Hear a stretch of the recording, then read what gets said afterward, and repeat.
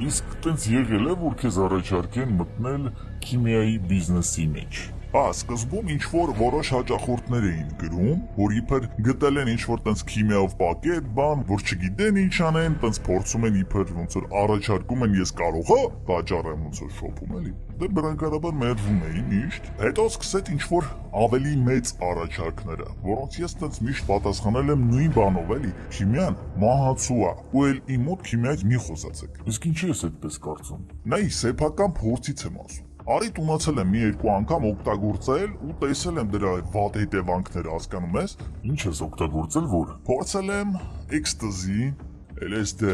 այն սպիտակ փոշուց եմ փորձել ու բոլորի օգտագործումից հաջորդ տենց մի քանի օրը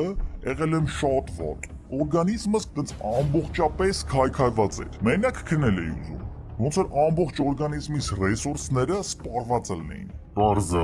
հարգելի օգտատերեր, ինչպես գիտեք, Էգալ Հայաստանը մշտապես դեմ է արտահայտվել քիմիական ու սինթետիկ թմրանյութերի օգտագործմանը, քանի որ այն անվերադարձ սպանում է ուղեղի նեյրոնային բջիջները, առաջին իսկ օգտագործումից առաջացնելով կախվածություն ու քամում մարդու ողջ ռեսուրսները։ Իսկ օրգանականը դա բնության ուժն է։ Դրա համար էլ մենք միշտ կանգնած ենք գիտակցության, օրգանական կյանքի ու մաքուր ճանապարհի կողքին։ Լիովին համաձայն եմ շրջան։ Ես ինքս էլ տեսել եմ ոնց են իմ ընկերները փոխվում։ Սկզբում ուղակի ուզում էին փորձեն, հետո դառնում են խառնված, տենց ինչ-որ նյարդային, հետո սկսում են կորցնել իրանց, մարդն էլ մնում էր տենց դատարկ պատյան առանց էներգիայի ու ցանկության ապրելու։